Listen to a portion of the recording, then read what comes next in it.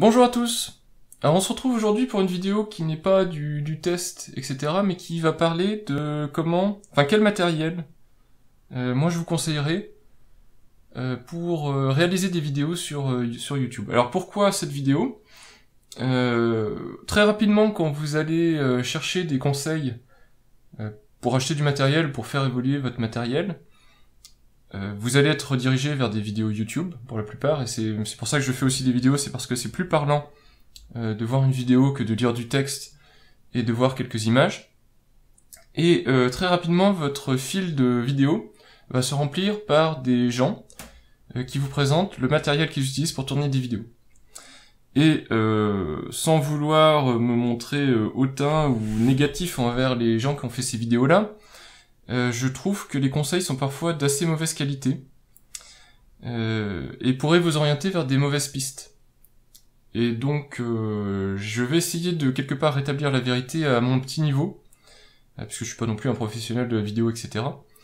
Mais essayer de vous orienter vers les bons choix, et en tout cas, essayer de vous limiter dans votre budget en vous donnant les axes sur lesquels orienter vos choix d'achat, plutôt que mettre le paquet tout de suite et puis quelques mois après laisser tomber et au final avoir une ardoise assez chargée en matériel que vous n'utiliserez pas.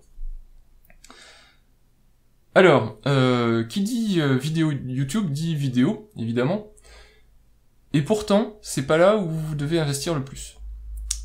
Alors, exceptionnellement, je vais dézoomer un petit peu mon cadrage, comme ça vous verrez un petit peu l'envers du décor. Donc vous avez ici mon micro, ici une caméra, je tourne actuellement avec un appareil photo, un Sony Nex 5R. Et pour autant, je vais pas vous orienter comme beaucoup de personnes vers de l'appareil photo, que ce soit compact, mirrorless ou DSLR. Vous pouvez trouver autour de vous des petits produits qui vont vous dépanner grandement. Alors, si vous avez les moyens et si vous êtes déjà équipé d'un produit de ce type-là, vous avez certainement un smartphone. Alors, en fonction de vos moyens, effectivement, votre smartphone va être plus ou moins évolué. Ici, c'est un Samsung Galaxy S7, c'est quand même ce qui se fait quasiment de plus haut de gamme dans le domaine des smartphones. Mais il y a quand même beaucoup de smartphones qui sont capables de filmer en qualité correcte, alors 720 pour la plupart, 1080 pour beaucoup, 4K, alors ici c'est pas vraiment un 4K, c'est un Quad HD, mais bon, ça se sent vraiment pas quand vous regardez la vidéo en 4K. Donc en quasi 4K, on va dire, en qualité 4K, aussi nativement. Si vous êtes équipé de ce type d'appareil, il va vous suffire d'avoir un petit adaptateur, un petit support pour le fixer, et vous pourrez vous filmer en qualité tout à fait correcte. Ce sont vraiment des produits qui filment bien. Alors, évidemment, vous atteignez pas les qualités d'une vidéo filmée par un caméscope 4K ou un appareil photo 4K. Malgré tout, c'est tout à fait satisfaisant. J'ai ici aussi ma webcam Logitech. Alors on la verra à peine, hein, même si j'ai augmenté le cadrage. Elle est ici. C'est une C920, je crois, qui filme elle aussi en HD, en 1080p, et qui a une qualité d'image tout à fait correcte. Je lui reprocherai énormément sa qualité de son, mais sa qualité d'image est correcte. Et pareil, elle a le fameux petit support pour le fixer sur des pieds, tout à fait standard donc, et vous pouvez l'utiliser pour vous filmer. Une caméra comme ça coûte une soixantaine d'euros, hors promotion. Bon, un smartphone comme ça coûte 500-600 euros, mais si vous l'avez déjà, ça vous coûtera pas plus. Vous pouvez commencer avec ça pour filmer, pour la vidéo, en tout cas. Voilà. Personnellement, je suis équipé d'un peu mieux. Alors si vous voulez mieux, alors d'ailleurs tiens, je vais vous filmer ce que moi je vois avec mon smartphone, et comme ça vous verrez avec quoi je filme. Donc alors, personnellement je suis équipé d'un Sony Nex 5R, donc c'est le boîtier que vous voyez ici, qui est un appareil photo type compact, donc qui est beaucoup plus petit qu'un réflexe, mais pour autant qui est équipé du même capteur que certains boîtiers réflexe Nikon, les 7100 je crois, ces gammes-là. Donc c'est pas un capteur plein format, mais c'est quand même un capteur de grande taille, et qui est extrêmement lumineux. Il est équipé ici du 18-50 de chez Sony, qui est l'objectif kit fourni avec l'appareil photo. Donc il a déjà quelques années cet appareil, et je l'ai acheté quelque chose comme 300 euros. Ce qui est un très très bon prix. Donc vous voyez que pour filmer de la HD, de la Full HD même, le budget n'est pas si conséquent que ça, et avec cet appareil-là, vous avez vraiment la même qualité qu'un réflexe. Voilà.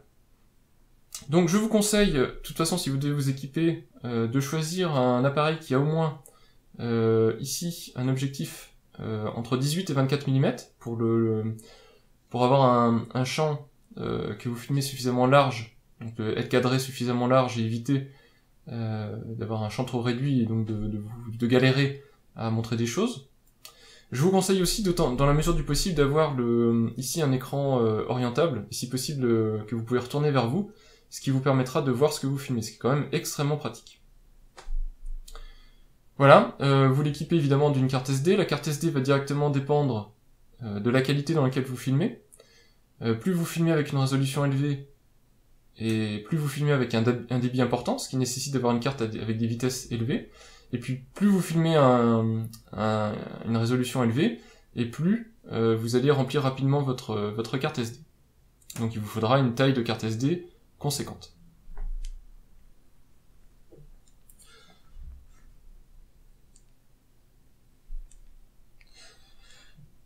Voilà. Alors il faut savoir aussi que quand vous filmez avec ce type d'appareil, que ce soit réflexe, mirrorless ou compact, vous allez avoir des limitations, c'est évident, quand vous filmez.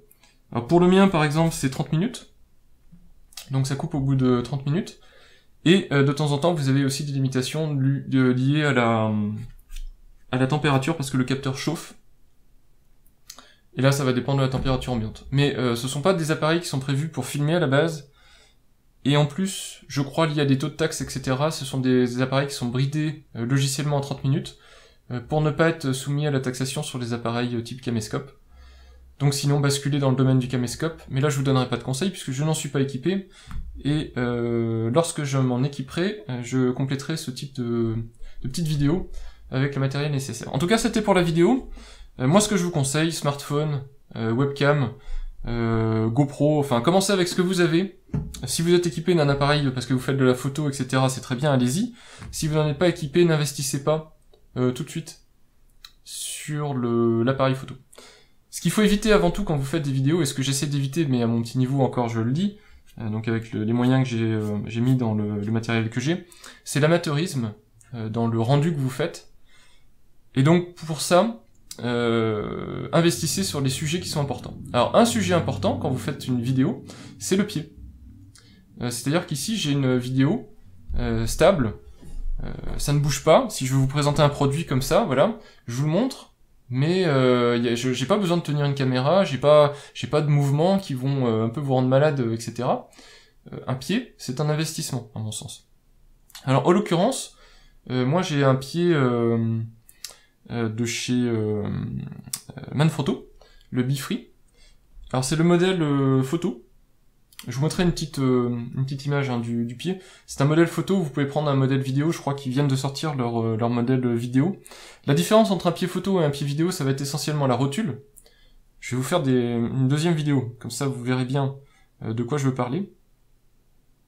Hop, voilà. Alors la rotule c'est ceci. Hop, on va faire de la place. Voilà, donc ça c'est une rotule, et c'est une rotule photo. Pourquoi? Parce qu'elle a des axes, ici, qui se verrouillent.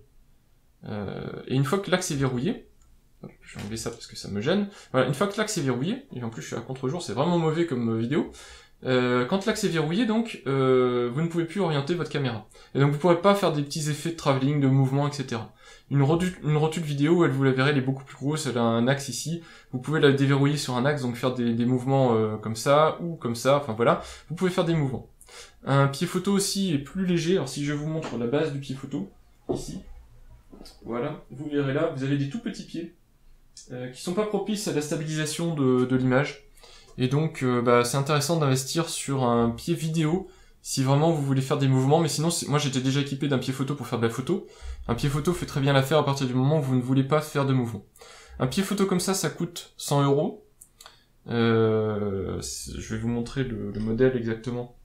Si je retrouve où est la sérigraphie. Eh ben je ne retrouve pas. C'est écrit quelque part dessus, Manfrotto Bifree. Ah bah c'est ici. Voilà. Donc ça coûte une centaine d'euros, un pied comme ça. Vous pouvez en avoir des beaucoup moins chers chez Amazon, mais franchement, je ne vous les conseille pas. Ça fait partie des domaines où vous devez investir un petit peu, entre 50 et 60 euros. Choisissez du bon. Manfrotto, c'est bon, par exemple. Évitez les produits chinois. Vous allez regretter parce que le métal qui va être utilisé va être un peu fin, etc. Le pied va pas être stable. Au final, vous n'allez pas en être content. Et pour moi, un pied, c'est quelque chose qu'on peut garder extrêmement longtemps. Peut-être pas toute une vie, mais quasiment toute une vie. Donc autant mettre le paquet. Une centaine d'euros, pour moi, c'est un bon budget pour un pied. Vous pouvez mettre un petit peu moins, vous pouvez mettre 60-70 euros. Pour un pied, c'est bien. Et c'est des choses que vous garderez longtemps, donc ça vaut le coup de mettre un petit peu d'argent. Voilà. Alors maintenant qu'on a vu la partie vidéo, vous êtes stabilisé, vous avez un appareil, vous avez votre smartphone, votre caméra, votre webcam, etc. Vous l'avez posé sur votre trépied. Il faut enregistrer le son. Alors le son, c'est pour moi un critère très important dans la vidéo, c'est là où vous basculez entre amateurisme et vidéo correcte. Alors pour le son, pareil, je vais vous faire un petit montage. Voilà, on repart. Alors voilà de quoi je suis équipé. Alors toujours pour vous dire que ce n'est pas du matériel professionnel, hein. C'est juste voilà le matériel dont moi je suis équipé. Donc c'est un Bird UM1 ici que vous voyez. Bird UM1 qui est connecté en USB, on voit ici le câble USB, et ici un filtre anti-pop. Tout est trouvable sur ma chaîne, j'ai fait les tests, même le bras ici qui vient relier mon micro à mon bureau a été testé. Alors, voilà ce que ça donne quand on regarde devant. Donc on voit actuellement que je suis en train d'enregistrer, il y a la petite lumière verte.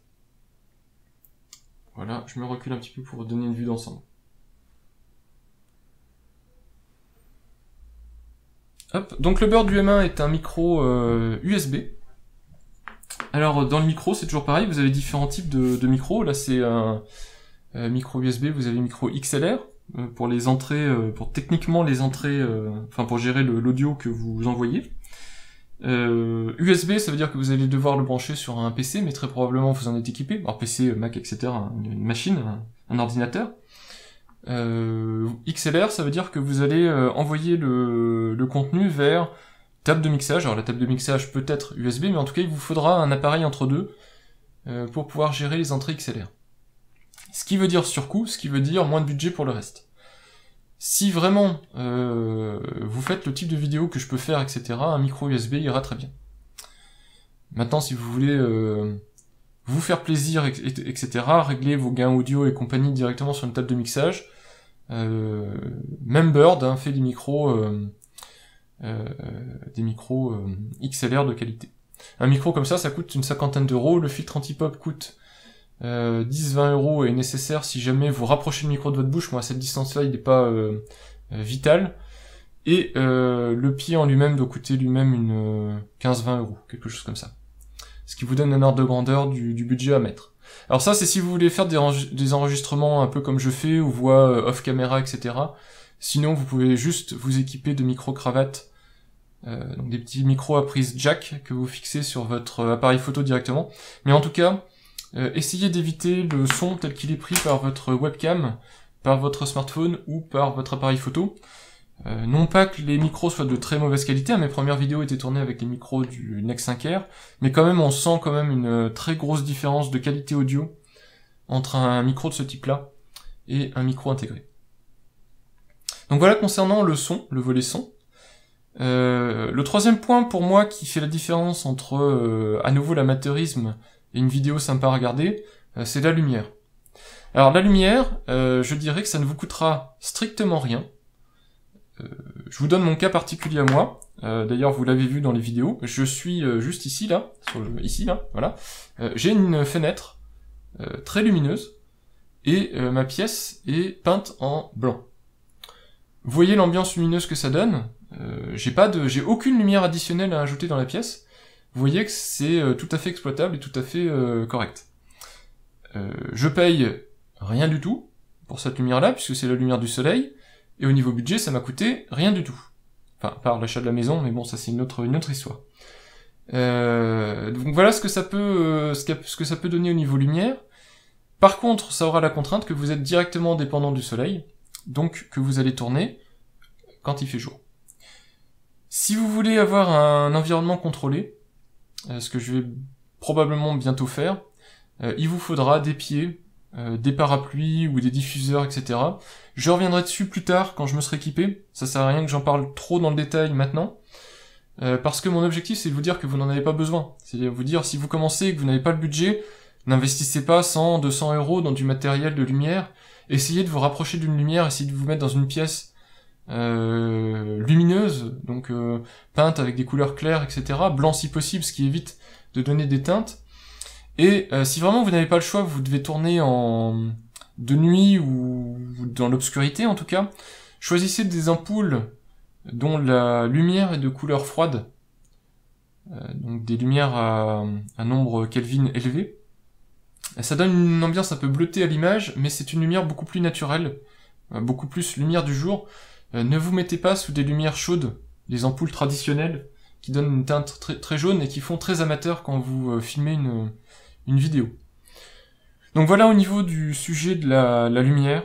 Je vais pas rentrer dans le détail des matériels, puisque de toute façon je n'en suis pas équipé, et je ne veux pas vous donner de mauvais conseils. Si vous devez débuter, vous pouvez débuter tout à fait comme ce que je fais actuellement, ça ne vous coûtera strictement rien. Et donc on a les volets nécessaires pour filmer la vidéo en elle-même.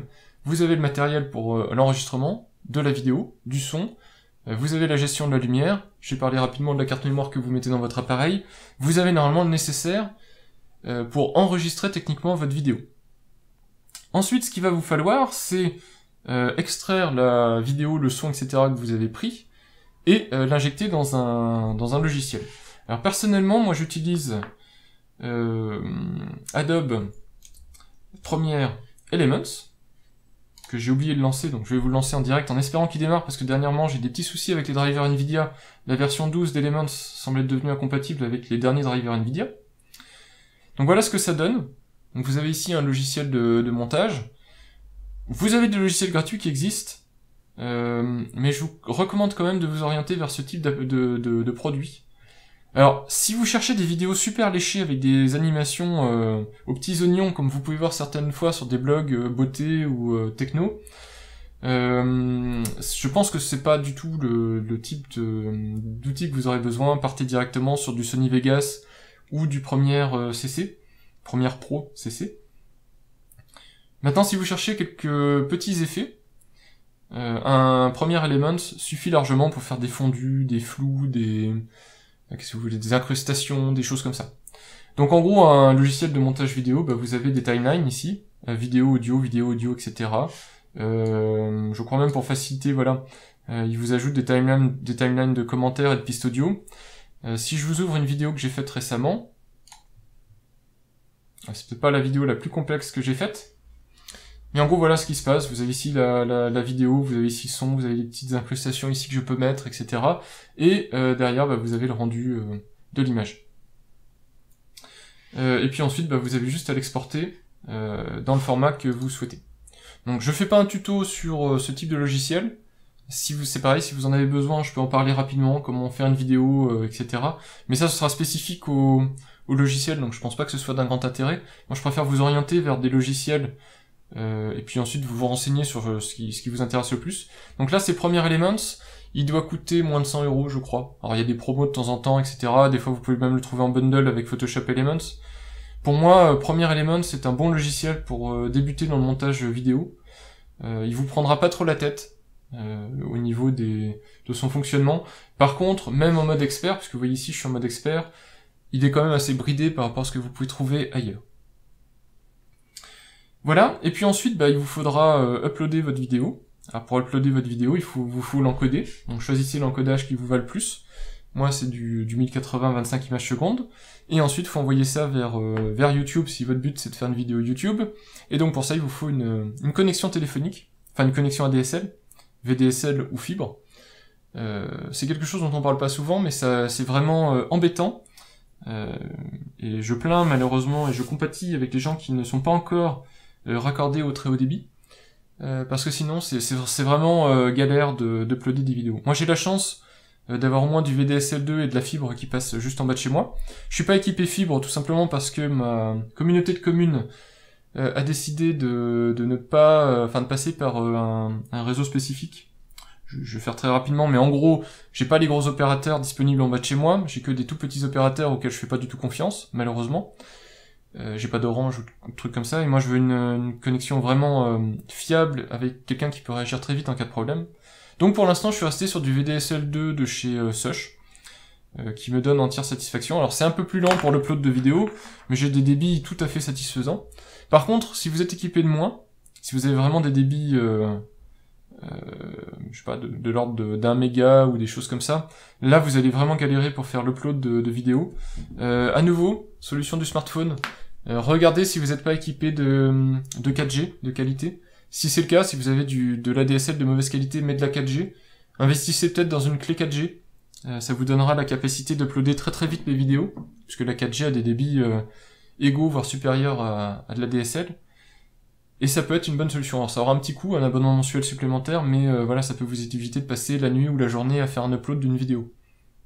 Surtout quand ça se passe mal et que vous avez une interruption, c'est vraiment beaucoup de temps perdu. Voilà, et puis donc votre vidéo se retrouve sur YouTube, vous avez juste à faire les réglages finaux, mettre votre petite description, etc. Et vous aurez normalement une petite vidéo sympa à partager avec les autres. Voilà, donc j'ai essayé de faire le tour du matériel dont vous auriez besoin. Pour moi, en gros, si je mets de côté l'ordinateur, etc., parce que j'imagine que vous en avez déjà un, même si vous serez peut-être obligé de vous équiper parce que le montage nécessite quand même des ressources processeurs assez conséquentes. C'est un budget en matériel, je dirais. Allez, disons que vous vous équipez de cette webcam-là, vous en avez pour 60 € au niveau de la vidéo. Pour le son, je vous mets un budget de 60 € aussi à peu près. Donc on est à 120. 220 avec le pied, 320 avec le logiciel à 100 € pour faire le montage. Voilà, allez, je vous donne des petits bonus. Allez, pour 400 €, vous avez le pack complet pour faire votre vidéo. Voilà. Et si vous devez mettre plus, réfléchissez bien, comparez, demandez. Demandez à moi, demandez à d'autres, aux youtubeurs que vous suivez par exemple, quels sont les matériels qu'ils utilisent, etc. Mais partez toujours du principe que c'est pas parce que vous allez mettre beaucoup d'argent dans un domaine que vos vidéos vont gagner en qualité. Il faut vraiment avoir du recul sur ce que vous faites, analyser ce qui pêche au niveau de, je sais pas, de ce que je disais, de la luminosité du son, etc. Et puis à partir de ça, investissez là où vous voyez qu'il y a des petites lacunes dans vos vidéos. Voilà, j'espère que cette vidéo vous aura été utile. N'hésitez pas à poser vos questions.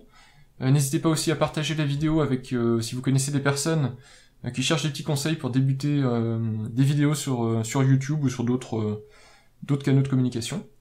Et puis je vous dis à bientôt pour de prochains tests et de prochaines vidéos. Au revoir.